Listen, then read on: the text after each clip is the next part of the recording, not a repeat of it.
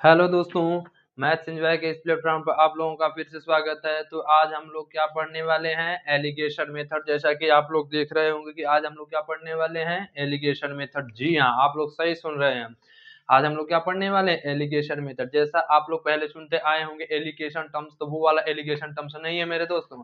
यहाँ पर यह जो टर्म्स है इसका कुछ अलग मीनिंग है, और जो आप लोग सुनते आए हैं उसका कुछ अलग मीनिंग है। तो यहाँ पर जो हम लोग देखेंगे वो एलिगेशन मेथड, इसका मतलब होता है कि जब भी हम किन्हीं दो या दो से अधिक वस्तुओं को आपस में मिक्स्ड कर देते हैं तो उसको हम कहते हैं एलिगेशन मेथड। दैट इज वहां पर हम मैथमेटिकल फॉर्म में एलिगेशन कहते हैं, दैट इज मिक्सचर रूप।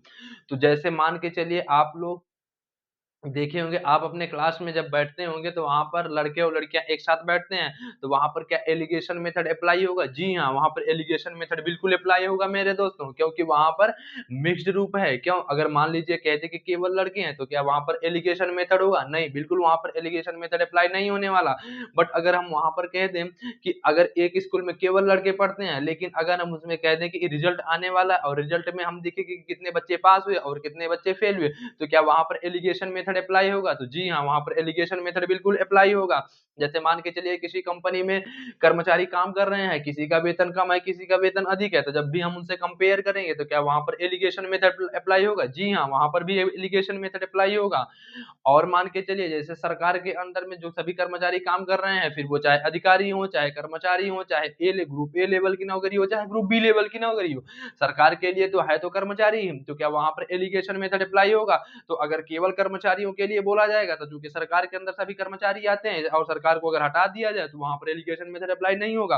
लेकिन अगर हम वहीं पर उनके हम वेतन से कंपेयर कर दिए अगर, तो वहां पर एलिगेशन मेथड बिल्कुल अप्लाई होने वाला। तो मेरे दोस्तों यहाँ पर जो एलिगेशन मेथड है, उम्मीद कर रहे हैं आप लोग जरूर समझ गए होंगे। और अगर समझ गए हैं तो वीडियो को लाइक करके कमेंट बॉक्स में जरूर बताइए।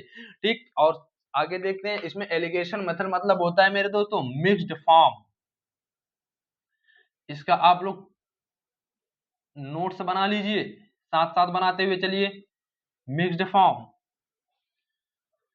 अच्छा, इसका यूज कहाँ कहाँ होता है? तो अभी जो हम लोग पढ़ने वाले हैं, अभी हम लोग पढ़ रहे हैं एवरेज चैप्टर, तो इसको, इस जो टॉपिक है इसको हम लोग अभी एवरेज के रेफरेंस में देखेंगे। लेकिन जब हम मान के चलिए जो अदर टॉपिक्स है उनको भी जब हम स्टडी कर लेंगे तो उसके रेफरेंस में भी हम ये टॉपिक देखते हुए चलेंगे, और बाद में आप लोगों को एक वीडियो मिलेगी जिसमें आप लोगों को सभी चैप्टर का मिक्स्ड एलिगेशन करा देंगे, जिससे आप लोगों के सभी कॉन्सेप्ट क्लियर रहेंगे। तो चलिए इसका यूजेज कहाँ पर है, इसका यूजेज मान के देखते हैं। इसका यूजेज जो है, एक तो आपका प्रॉफिट वाले चैप्टर में हो जाएगा। क्या आपने प्रॉफिट चैप्टर पढ़ा? अभी हमने तो नहीं देखा। तो हम प्रॉफिट वाला चैप्टर जब आएगा तो वहां पर भी इसको देख लेंगे। और कहाँ यूज हो जाएगा इसका? और एक मिक्सचर चैप्टर आएगा। इसका मीनिंग तो होता है मिक्स्ड, लेकिन ये एक मिक्सचर चैप्टर में भी यूज होगा मेरे दोस्तों। अच्छा, और यह कहाँ यूज होने वाला है? जो हम लोग इसके बाद वाला चैप्टर पढ़ने वाले हैं, दैट इज प्रतिशत, दैट इज परसेंटेज, वहां पर भी इसका यूज होने वाला है मेरे दोस्तों।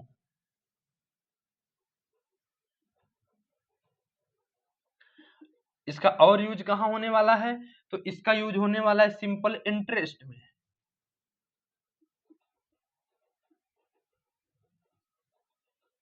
और इस समय हम लोग कौन सा चैप्टर पढ़ रहे हैं? एवरेज। तो इसका यूज एवरेज में भी होने वाला है मेरे दोस्तों। तो इसका यूज हम लोग एवरेज में भी कर लेंगे। तो इन सभी टॉपिक्स में हम अलग अलग से एलिगेशन मेथड देखते हुए चलेंगे। लेकिन जब हम इन सभी टॉपिक्स को कवर कर लेंगे तो हम क्या करेंगे, एलिगेशन मेथड को सभी एक वीडियो में देख लेंगे, जिससे हम लोग का क्या हो जाए, एलिगेशन मेथड अच्छे से एकदम क्लियर हो जाएगा। तो इस बात को अगर आप लोगों को समझ में आ गया होगा तो इसी बात पे आप लोग वीडियो को लाइक करके तुरंत बताइए। तो चलिए पहले होता क्या है एवरेज चैप्टर में हम देख लेते हैं एवरेज के रेफरेंस में।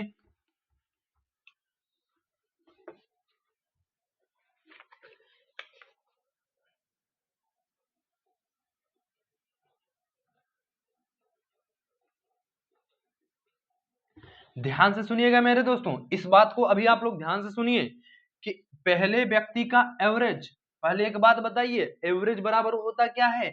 एवरेज बराबर होता है सम बटे नंबर तो इस टर्म को थोड़ा सा ध्यान से सुनिए इस बात को मेरे दोस्तों, कि एवरेज बराबर होता है सम बटे नंबर। तो जब भी आप लोगों को यह कहे कि इसका औसत, मतलब जैसे अगर आपके क्लास में लड़के और लड़कियां हैं, तो अगर हम कह दें कि लड़कों का औसत कुछ दिया हुआ है, लड़कों का औसत कुछ दिया हुआ है एंड लड़कियों का औसत कुछ दिया हुआ है, अगर यह दे दे और उसके बाद कह दे कि जैसे एक क्लास में टोटल लड़के कुछ है, मान लो टी, तो टोटल लड़के अगर दिए हैं उनका औसत दे दे। मतलब अगर एक क्लास में लड़के और लड़कियां बैठी हैं जिनका कुल औसत कुछ दिया हुआ है, अब कह दे उनमें केवल लड़कों का औसत कुछ दिया हुआ है और केवल लड़कियों का औसत कुछ दिया हुआ है। तो जब हमें अगर ऐसे दिया हो, तो जो हमें इससे मिलने वाला है, जो हमें रेशियो मिलने वाला है, यहाँ पर जो जो टर्म्स आएंगे, यहाँ पर जो रेशियो मिलने वाला है वह क्या होगा, वह लड़कों की संख्या एंड लड़कियों की संख्या का रेशियो होगा मेरे दोस्तों। इस बात को आप लोग विशेष रूप से ध्यान दीजिए कि जब भी हमें क्या दिया हो, औसत दिया हो, तो उस औसत से जब हम एलिगेशन मेथड से सॉल्व करेंगे, तो उसमें जो हमें रेशियो मिलने वाला है, वह रेशियो मेरे दोस्तों नंबर्स के टर्म्स में आएगा। वह रेशियो किस टर्म्स में आएगा, नंबर्स के टर्म्स में आएगा। तो ये हमारा रेशियो क्या हो जाएगा, नंबर्स के टर्म्स में आने वाला है मेरे दोस्तों। अच्छा, तो चलिए अब आगे देखते हैं, इसमें इसका कॉन्सेप्ट देख लेते हैं। इसका कॉन्सेप्ट यह है मेरे दोस्तों, उम्मीद कर रहे हैं जरूर समझ गए होंगे। तो कॉन्सेप्ट यह है मेरे दोस्तों कि फर्स्ट पर्सन का एवरेज,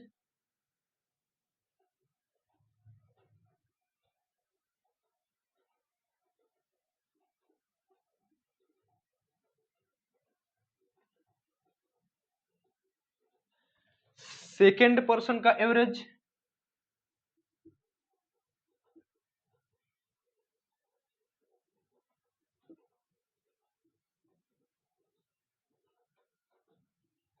फर्स्ट पर्सन का एवरेज, सेकेंड पर्सन का एवरेज एंड टोटल का एवरेज।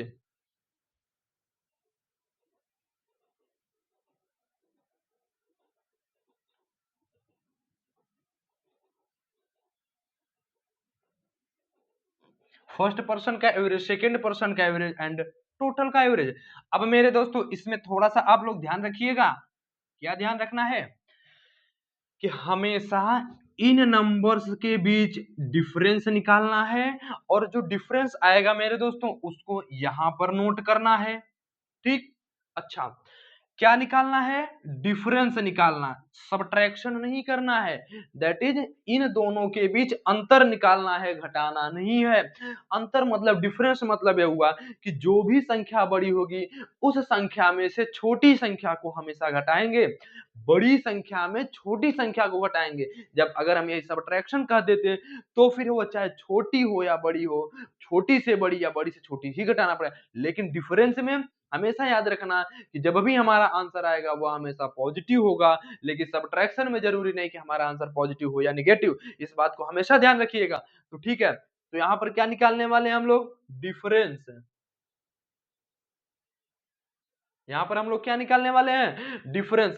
और इसको नोट कहां पर करेंगे, इसको नोट यहां पर कर लेंगे। ठीक, उसी तरीके से इनके बीच क्या निकालेंगे, डिफरेंस निकालेंगे, और उसको नोट कहां करेंगे मेरे दोस्तों, उसको नोट यहां पर हम लोग कर लेंगे। तो हम लोग का क्या आ जाएगा, नंबर आ जाएगा। अब यह जो दोनों नंबर आए हैं इनके बीच क्या आएगा, हमेशा रेशियो। क्या आएगा मेरे दोस्तों, रेशियो। दैट इज ये किसका सिंबल है, रेशियो का सिंबल है मेरे दोस्तों। तो यह किसका सिंबल है, रेशियो का। यही हमारा है कॉन्सेप्ट। उम्मीद कर रहे हैं अगर समझ में आ गया हो तो वीडियो को तुरंत लाइक करिए और तुरंत कमेंट बॉक्स में बताइए। चलिए आगे देखते हैं।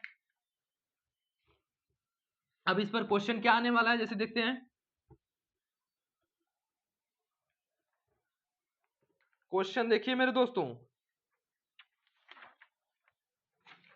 क्वेश्चन यह है आप लोगों का,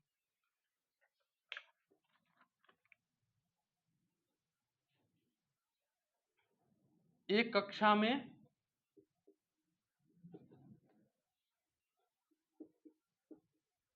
60 छात्रों का औसत अंक दिया हुआ है।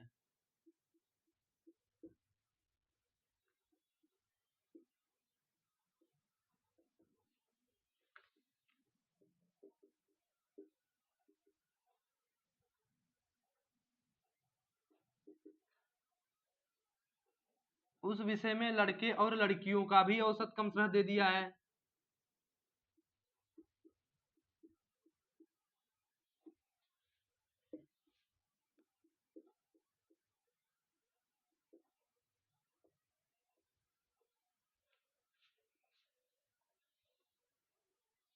क्रमशः लड़कियों के औसत अंक,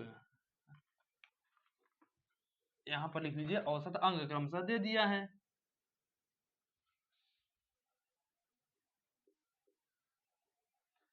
60 और 65 हैं। कक्षा में लड़कों की संख्या,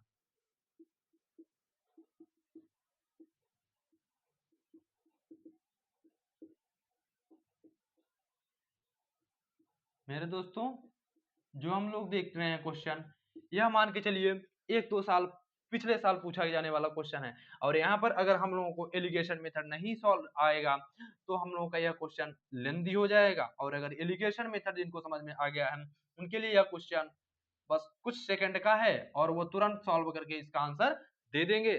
तो चलिए देखते हैं इसमें क्या क्या कह रहा है और उसको हम लोग करते चलते हैं। तो कह रहा है हम लोगों ने क्या देखा, एक एग्जाम्पल देखा था जिसमें हम लोगों ने समझा था कि एक कक्षा में अगर लड़के और लड़कियां दोनों हैं और अगर हमें कह दिया जाए कक्षा के कुल छात्रों का औसत अंक दिया हो और लड़के का अलग औसत अंक लड़कियों का अलग अलग औसत अंक दिया हो तो हम क्या करेंगे, एलिगेशन मेथड अप्लाई करेंगे। तो क्या यहाँ पर एलिगेशन मेथड अप्लाई हो रहा है क्या, देखिए तो कह रहा है एक कक्षा में 60 छात्रों का औसत अंक 62 दिया हुआ है।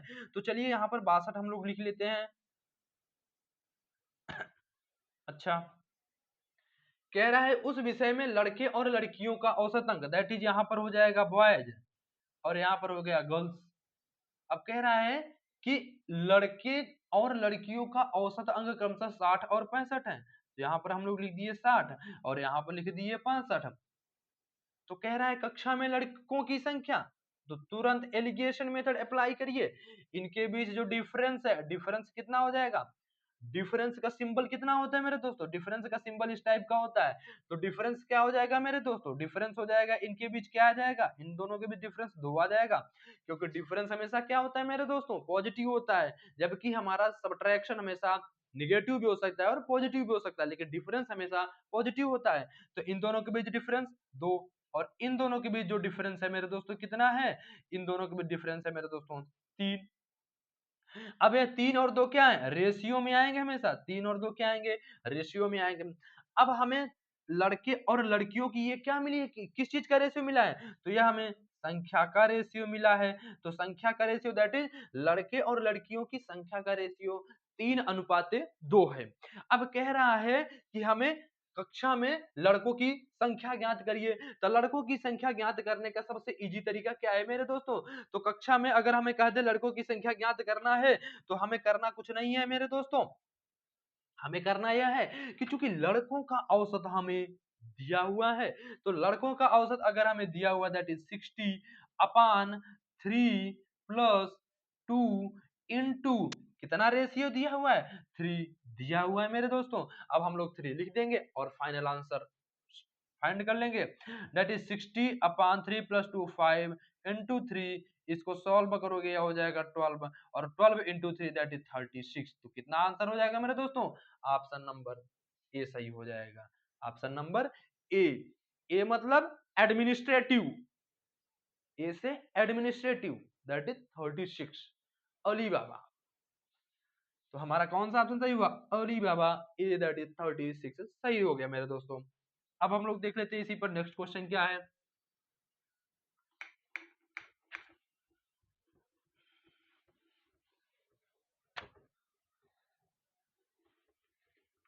अगला क्वेश्चन यह कह रहा है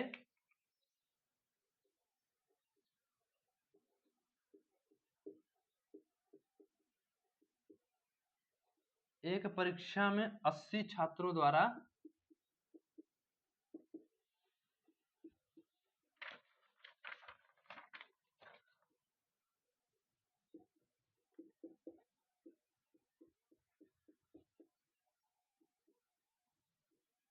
प्राप्त किए गए औसत अंक 50 है। यदि उत्तीर्ण छात्रों की संख्या, यदि उत्तीर्ण छात्रों के औसत अंक, यदि उत्तीर्ण छात्रों के जो औसत अंक हैं 55 हैं और परीक्षा में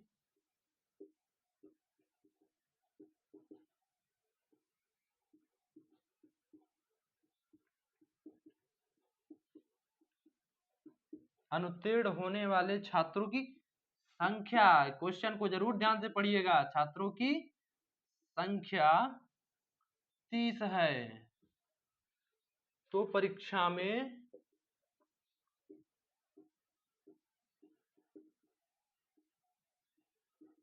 अनुत्तीर्ण छात्रों के औसत अंक हैं,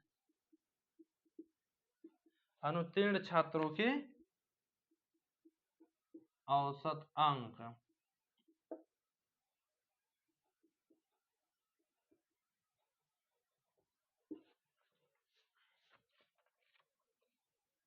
41.66, 46.66, 40.33, 52.33। आप लोग क्वेश्चन थोड़ा ध्यान से पढ़िएगा, इस क्वेश्चन में थोड़ा एग्जामिनर भी दिमाग लगाया है, क्योंकि उसे पता है कि आप लोग एलिगेशन मेथड पढ़ के आए हो, तो अभी थोड़ा कहता है कि चलो आओ आपका एलिगेशन मेथड का हम लोग टेस्ट लेते हैं। तो वह यहीं पर आप लोगों से एक एक्सपेरिमेंट किया हुआ है। क्या किया हुआ है चलिए देख लेते हैं। वह किया यह है कि एक परीक्षा में 80 छात्रों द्वारा प्राप्त किए गए औसत अंक 50 हैं, तो दैट इज आप लोग को टोटल दे दिया है 50, टोटल छात्रों का औसत दे दिया है 50। अब कह रहा है यदि उत्तीर्ण छात्रों के औसत अंक 55, दैट इज जो पास हो गए हैं उनका औसत अंक कितना दिया हुआ है, उनका औसत अंक दिया हुआ है 55, उनका औसत अंक 55 दे दिया है। कह रहे हैं और परीक्षा में अनुत्तीर्ण होने वाले छात्रों की संख्या दिया हुआ है, यहाँ पर औसत अंक नहीं दिया हुआ है, और अगर औसत अंक नहीं दिया हुआ है तो यहाँ पर हम औसत नहीं लगा सकते, मतलब औसत के रूप में नहीं लिख सकते। तो दैट इज अगर पास 55 है तो फेल कितने हैं, तो हम मान लेते हैं फेल होने वाले छात्रों की संख्या x है। चूंकि आप लोग एग्जामिनर चाह रहा है कि एक एक्सपेरिमेंट करें आप लोगों के साथ, तो हम लोगों ने कहा ठीक है कर लीजिए, हम आपका एक्सपेरिमेंट करके दिखाते हैं कि इसका फाइनल रिजल्ट क्या आने वाला है। तो चलिए, तो कह रहा है छात्रों की संख्या 30 है, तो आप लोग एक बात बताइए, यहाँ पर जो हमें प्राप्त होता था वह क्या प्राप्त होता था, वह हमें संख्या का रेशियो मिलता था। क्या मिलता था, रेशियो मिलता था। तो यहाँ पर हम क्या लिख देंगे, 30। कौन है ये 30, अनुत्तीर्ण होने वाले छात्रों की संख्या 30 है। तो परीक्षा में अनुत्तीर्ण छात्रों के औसत अंक दैट इज x की वैल्यू पूछ रहा है। तो एक बात बताइए, अगर अनुत्तीर्ण होने वाले छात्रों की संख्या 30 है तो उत्तीर्ण होने वाले छात्र कितनी संख्या कितनी होगी, तो चूंकि परीक्षा में टोटल 80 छात्र बैठे हैं, तो अगर 30 अनुत्तीर्ण हो गए तो कितने उत्तीर्ण हुए, 80 minus 30 that is 50, that is 50।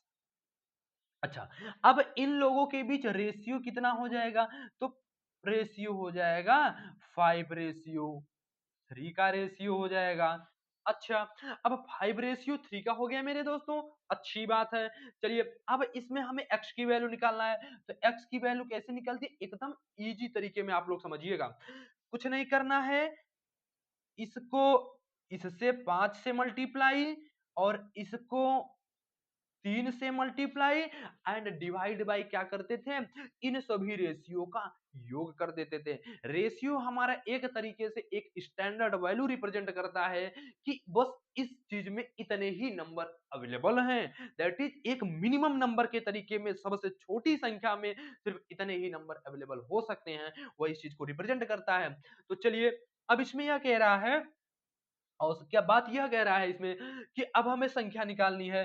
अब सभी संख्याओं का औसत कितना दिया हुआ है, 50 दिया हुआ है, तो हम 50 रख देंगे। अब इक्वल टू 55 को 5 से मल्टीप्लाई, तो 55 इंटू 5 एंड प्लस यक्स को 3 से मल्टीप्लाई, तो x गुणा 3 और अपान, अपान क्या करेंगे मेरे दोस्तों, 5 प्लस 3, 5 प्लस 3 कर देंगे। अब कुछ नहीं, इसको सॉल्व करना है, तो 5 प्लस 3 हो जाता है 8 और इधर आ जाएगा तो 50 गुणे 8 इज इक्वल टू हो जाता है मेरे दोस्तों 400 और इज इक्वल टू, अब 55 गुणे 5, 55 25 2 27 और प्लस 3x।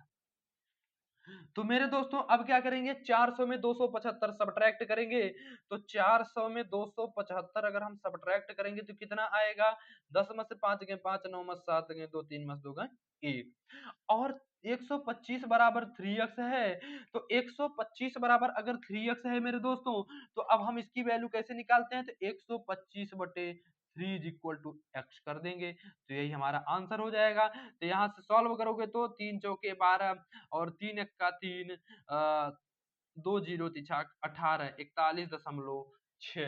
क्या कोई ऑप्शन दिख रहा है क्या? Option number A that is Ali Baba. Ali Baba that is 41.66 अपना आंसर हो गया। तो उम्मीद कर रहे हैं यह क्वेश्चन आप लोगों को जरूर समझ में आया होगा, और अगर समझ में आया तो इसी बात पे वीडियो को लाइक करिए तुरंत मेरे दोस्तों। चलिए अगला क्वेश्चन देख लेते हैं।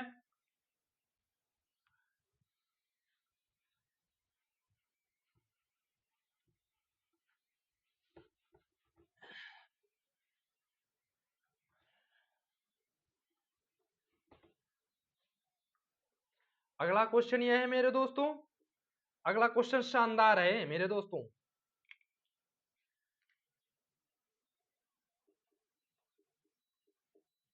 90 छात्रों की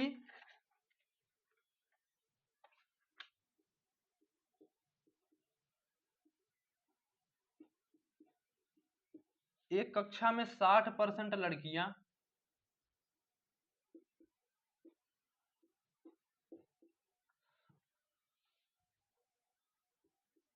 तथा शेष लड़के हैं।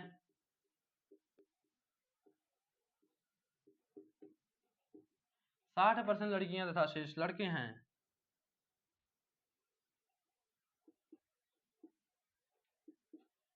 लड़कों के औसत अंक 63 हैं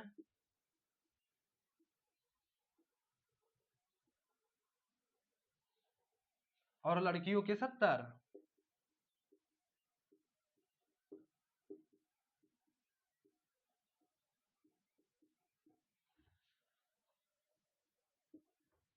ठीक है, पूरी कक्षा के औसत अंक।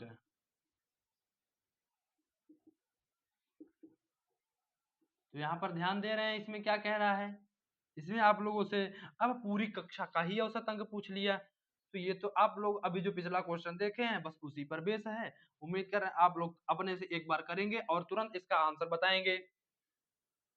बिना वीडियो को आगे देखे 2 सेकंड के लिए पॉज करके आप लोग एक बार अपने से जरूर करेंगे इस क्वेश्चन को।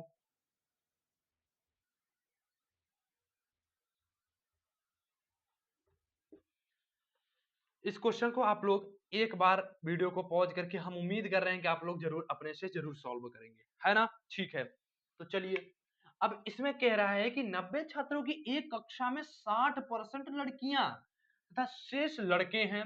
तो शेष लड़के तो लड़कों के कितना प्रतिशत होगा, 40%। अगर 60% लड़कियां हैं तो लड़कों का कितना परसेंटेज होगा, 40%, क्योंकि 100 माइनस 60 40%। अब कह रहा है कि लड़कों के औसत अंक 63 हैं और लड़कियों के 70 हैं। तो पूरी कक्षा के, तो दैट इज अगर हमें कह रहा है यहाँ पर बॉयज हैं और यहाँ पर गर्ल्स हैं। अब बॉयज का कह रहा है कि औसत अंक जो है 63 है एंड लड़कियों का 70 है। अब हमें टोटल पूछ रहा है तो टोटल मान लेंगे x और अपान। अब चूंकि जो कक्षा में ये जो संख्या कोई हमें रिप्रेजेंट करता है, तो चूंकि 60% लड़कियां हैं तो 60% लड़कियां हो जाएंगी और यहाँ पर 40% बचे लड़के हो जाएंगे।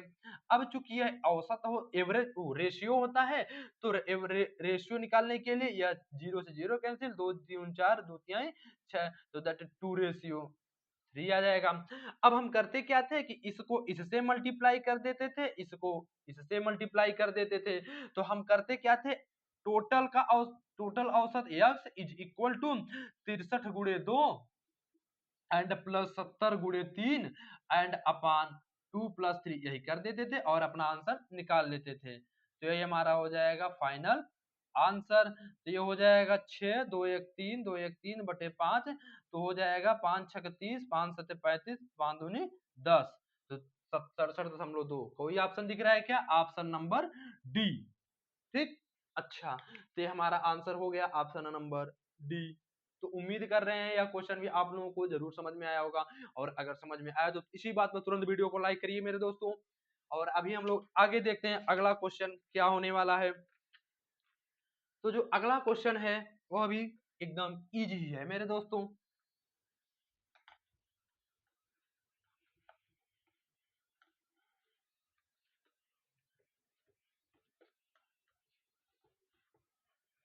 अगला क्वेश्चन यह कह रहा है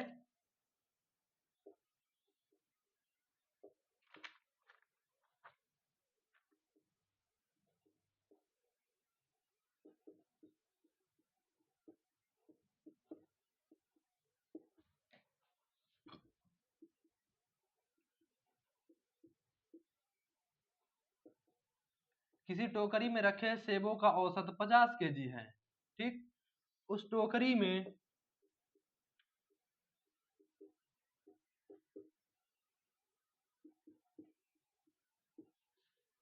60 केजी औसत भार वाले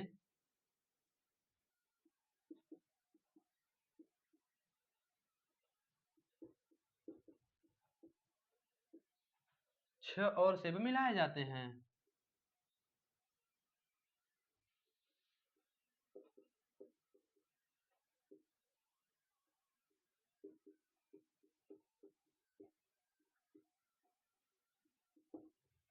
यदि टोकरी में सेबों के औसत भार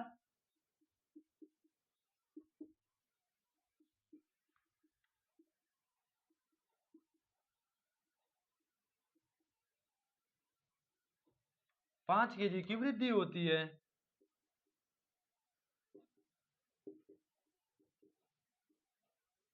तो टोकरी में प्रारंभ में रखे सेबों की संख्या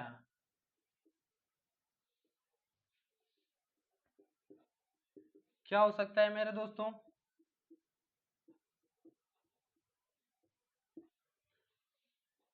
option number A 4, option number B 6, option number C 2 and option number D 8। अच्छा, इसमें करना क्या क्या है? इसमें आप लोग जो जो स्टेटमेंट कह रहा है वही स्टेटमेंट फॉलो करते चले चलना है। तो इसमें कह रहा है कि किसी टोकरी में रखे सेबों का औसत भार, तो दैट इज हमें कह रहा है कि एक टोकरी है, इस टोकरी में मेरे दोस्तों सेब रखे हुए हैं। इस टोकरी में क्या रखे हुए हैं? सेब, जिनका औसत कितना है? जिनका औसत मुझे दिया हुआ है 50। अच्छा, अब कह रहा है उस टोकरी में 60 केजी औसत भार वाले 6 और सेब मिला दिए जाते हैं। तो दैट इज एक अगली टोकरी है जिसका औसत भार कितना है मेरे दोस्तों? जिसका औसत भार है 60। अब कह रहा है इन दोनों टोकरी के सेबों को एक बड़ी टोकरी में मिला दिया जाता है। इसमें एक बड़ी टोकरी में मिला दिया जाता है, एक बड़ी टोकरी में मिला दिया गया। तो कह रहा है कि जब बड़ी टोकरी में मिलाया गया तो टोकरी में सेबों के औसत भार में 5 केजी की वृद्धि होती है। तो पहले कितना था? 50 था। अब वृद्धि 5 जब हो गई तो कितना हो गया? वृद्धि होने पर हो गया 55। अब कह रहा है कि टोकरी में प्रारंभ में रखे सेबों की संख्या, तो यह जो अनुपात आता है वह क्या आता है? संख्या का ही तो अनुपात आता है। तो हमें प्रारंभ वाले का अनुपात दिया नहीं तो हम मान लेंगे x, लेकिन जो हमें बाद वाला है उसका हमें दिया हुआ है, कितना दिया हुआ है? 6। कितना दिया हुआ है? 6 दिया हुआ है। अच्छा, इसको थोड़ा ट्रिक से सॉल्व करेंगे। एक चीज आप लोग थोड़ा सा ध्यान रखिएगा, बाकी आप लोग पुराना वाला मेथड भी अप्लाई करोगे तो भी आंसर आने वाला है मेरे दोस्तों। देखिए इन दोनों का डिफरेंस कितना आएगा? इन दोनों का डिफरेंस आएगा 5। इन दोनों का डिफरेंस कितना आएगा? इन दोनों का भी डिफरेंस आने वाला है 5। तो एक बात रखिए, जब 5 के लिए हमें दिया है 6, तो 5 के लिए यहाँ पर भी क्या आने वाला है? 5 के लिए भी यहाँ पर 6 ही आने वाला है। तो ऑप्शन नंबर बी बाबा, ऑप्शन नंबर बी बाबा, तो दैट इज 6। अगर आप लोगों को यह मेथड आप लोग एलिगेशन अगर अच्छे तरीके से पकड़ लिए हैं तो यह मेथड जरूर अप्लाई करिएगा, क्योंकि यही मेथड एग्जाम में जल्दी काम करेगा। हाँ, अगर आप लोग थोड़ा भ्रम हो रहा है तो एक बार आंसर आप लोग जैसे कुछ लोगों को लग रहा होगा कि हमें पुराना मेथड करके अप्लाई करके एक बार बताइए, तो चलिए देख लेते हैं वो अभी। तो पहले क्या करते थे, कुछ नहीं करते थे, इसको इससे मल्टीप्लाई करते थे तो क्या हो जाता था, और यह 55 पूरा का इक्वल हो जाएगा। तो 50 गुणे एक्स, 50 गुणे एक्स एंड प्लस, अब इसको इससे मल्टीप्लाई करते थे तो 60 गुणे 6, 60 गुणे 6, और अपान क्या करते थे, x प्लस 6, x प्लस 6 कर देंगे। अब इसको आप लोग सॉल्व करिएगा तो 55x और प्लस 6 पंचे 30, 3 37। अच्छा, अब उसके बाद यहाँ क्या हो जाएगा 50x और यहाँ क्या हो जाएगा 360। अब इसको इधर लाइएगा तो हो जाएगा 5x और उधर ले जाएंगे तो बचेगा 30। तो x की वैल्यू हो जाएगी 6। तो कौन सा ऑप्शन, ऑप्शन बी बाबा, बी बाबा, उड़ी बाबा, that is option number B. तो या तो आप लोग ये वाला, या तो आप लोग ये वाला मेथड, जो मेथड अप्लाई करने का मन हो वो अप्लाई करिए, लेकिन हम उम्मीद कर रहे हैं आप लोगों को एलिगेशन मेथड समझ में आ गया है। और अगर एलिगेशन मेथड पर सही पकड़ बैठी है तो ये वाला ऑप्शन ज्यादा बेटर है, क्योंकि ये वाला ऑप्शन जो है हम लोगों का कम टाइम में तुरंत आंसर, सटीक आंसर देने वाला है, इसलिए ये वाला ऑप्शन हम लोगों के लिए ज्यादा बेटर है। ठीक, तो चलिए अगला क्वेश्चन देख लेते हैं। तो अगला क्वेश्चन क्या है मेरे दोस्तों,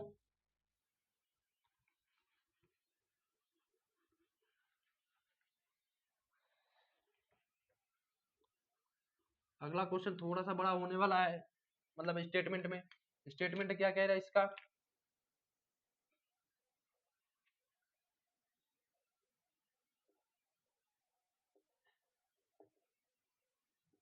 एक कंपनी में केवल 2 प्रकार के कर्मचारी हैं।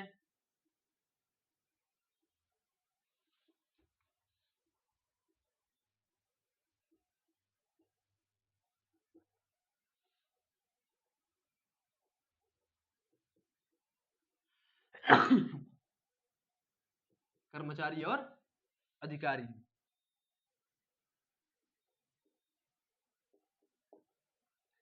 एक अधिकारी का औसत मासिक वेतन,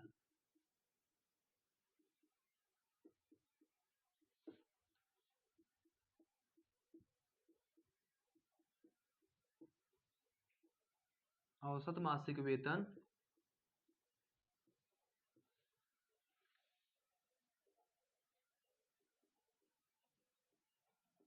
एक कर्मचारी के संयुक्त औसत मासिक वेतन से।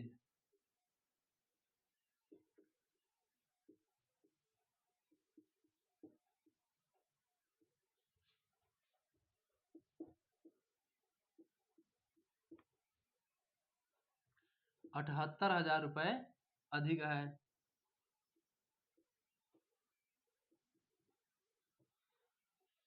जबकि एक कर्मचारी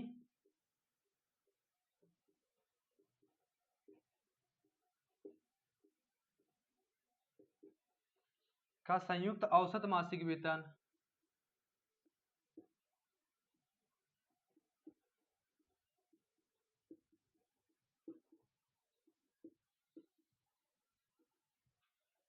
एक कर्मचारी का संयुक्त औसत मासिक वेतन एक कर्मचारी के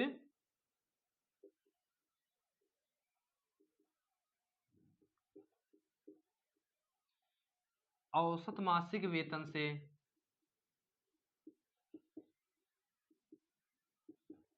42,000 रुपए अधिक है।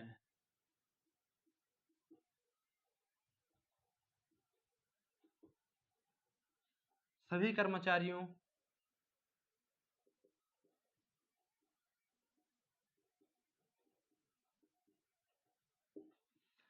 के कितना प्रतिशत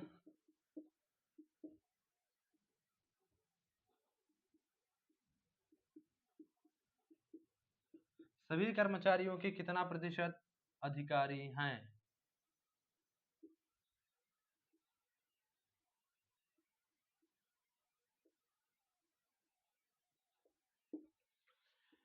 ऑप्शन नंबर ए कह रहा है 28%, ऑप्शन नंबर बी कह रहा है 35%, ऑप्शन नंबर सी कह रहा है 30% एंड ऑप्शन नंबर डी कह रहा है 32%।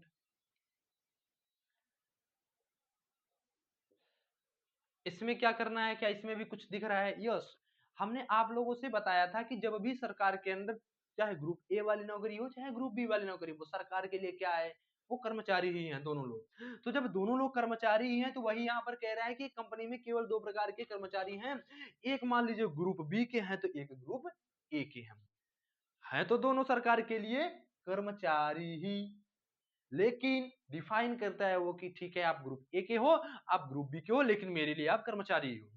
तो वही है।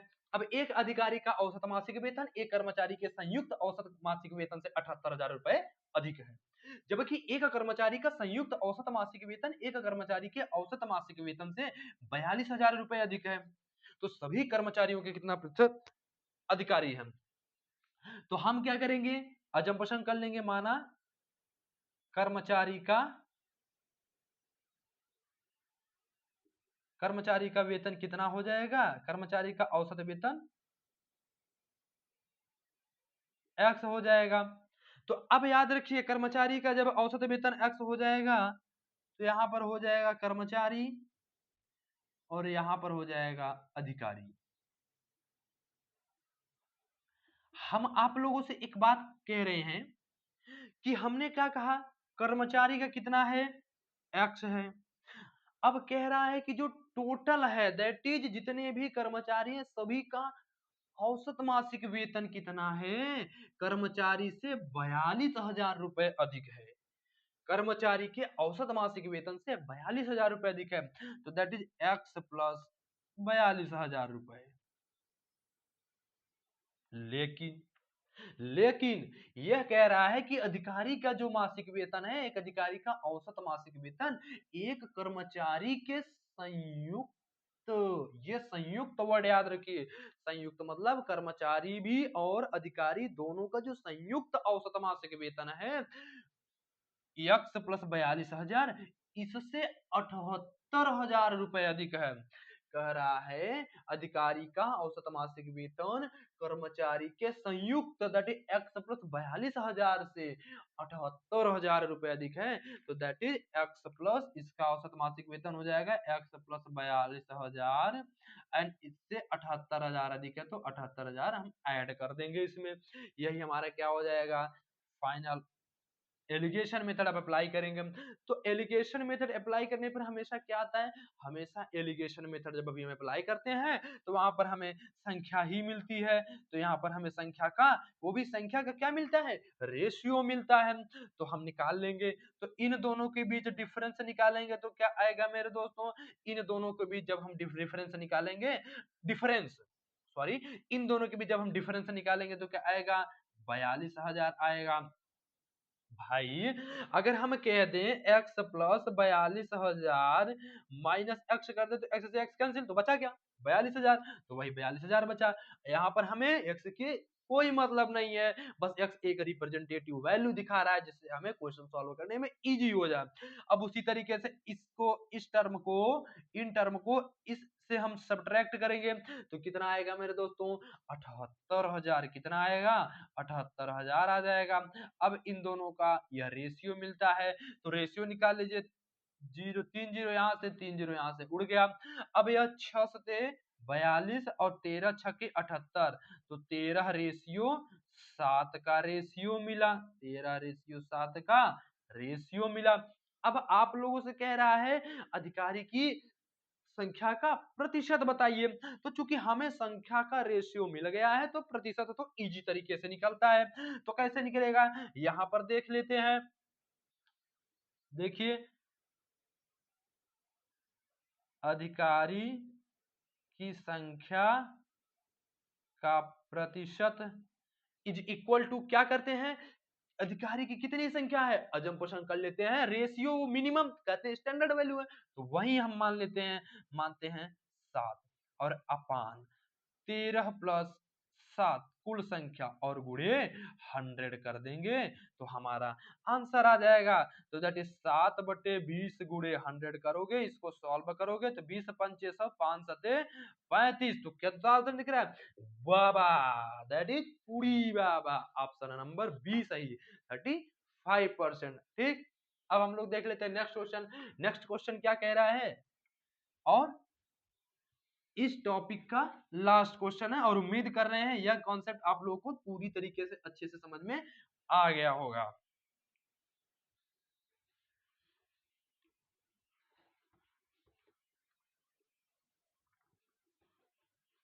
देखिए अगला क्वेश्चन है, अपने पूरे स्कूल जीवन के दौरान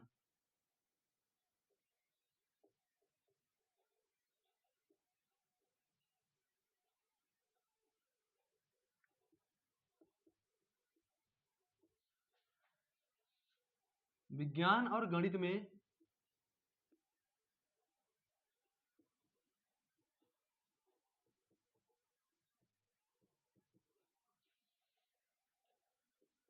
जॉन के औसत अंक क्रमशः, जॉन के औसत अंक क्रमशः परसेंटेज में दिया है, दैट इज 80% और 90% थे।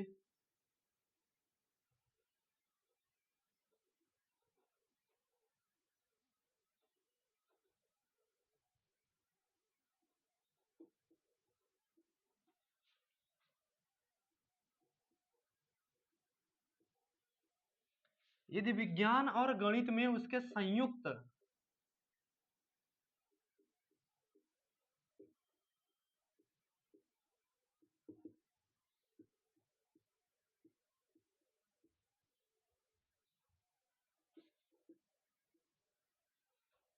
औसत अंक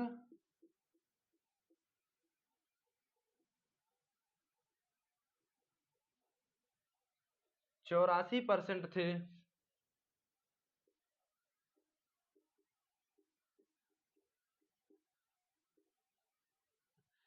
जबकि विज्ञान में उसके द्वारा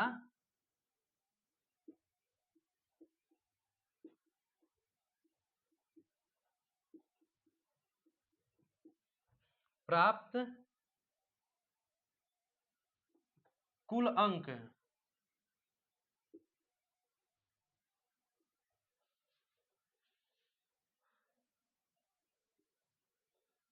54,000 थे।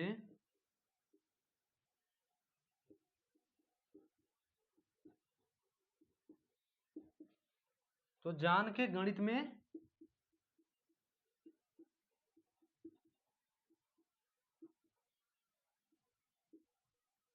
तो अपनी जान के गणित में प्राप्त किए गए कुल अंक कितने हैं?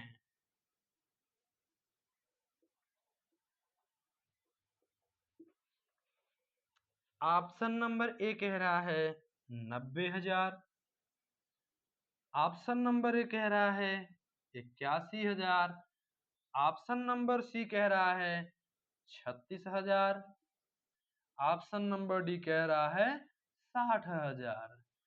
बताओ मेरे दोस्तों कितने हैं? वो कह रहा है कि विज्ञान और गणित की बातें वो किए जा रहा, और वो किसी की बात ही नहीं कर रहा है, विज्ञान और गणित की बातें वो किए जा रहा। तो विज्ञान में वह 80%, तो वही गणित में 90% का औसत है, लेकिन कह रहा है कि उसके संयुक्त औसत अंक में 84% है, तो हमने 84% लिख दिया। और उसके बाद कह रहा है कि जबकि विज्ञान में उसके द्वारा प्राप्त कुल अंक 54,000 थे, तो दैट इज यहाँ पर हम लिख देंगे 54,000 लिख देंगे। अब उसके बाद कह रहा है, कुछ और कह रहा है क्या इसमें, 80% और 90% है, जबकि विज्ञान में उसके द्वारा प्राप्त कुल अंक को, सुनिए यहाँ पर नहीं, हाँ, तो विज्ञान में देखिए, विज्ञान में उसके हैं 80%, गणित में है उसके 90%, टोटल 84%। इन दोनों के बीच डिफरेंस कितना हो जाएगा, तो 4 का, और इन दोनों के बीच डिफरेंस हो जाएगा 6 का। तो यह रेशियो हो गया 2 तिहाई 6, 2 दूनी 4, दैट इज 3 अनुपात 2 का रेशियो है। अब कह रहा है कि गणित में प्राप्त कुल अंक। तो हम क्या करते हैं कि गणित में मान लेते हैं, एक अजम्पशन कर लेते हैं कि गणित में टोटल संख्या है 3x, दैट इज एक मिनिमम वैल्यू हमें मिले। अब यह टोटल मान लेते हैं 3x। अब x से इसमें मल्टीप्लाई और x से इसमें मल्टीप्लाई, क्योंकि जो x है x ही तो इसको इन दोनों में मल्टीप्लाई था, जो हम उसको कैंसिल कर दिए हैं। तो अगर हम x से 3 में मल्टीप्लाई कर दें तो 90,000 हमें मिल जाएगा, और x जो है जिसकी वैल्यू है, अगर वो हमें 2 में मल्टीप्लाई कर दे तो हमें गणित की भी एक्चुअल वैल्यू मिल जाएगी। तो 3x इज इक्वल टू कितना दिया हुआ है, 3x इज इक्वल टू 54,000 दिया हुआ है। तो यहाँ से हम x की वैल्यू निकाल लेंगे, तो 3 से 54 कटेगा तो 18,000 आ जाएगा। तो यहाँ से हमें x की वैल्यू 18,000 मिल गई।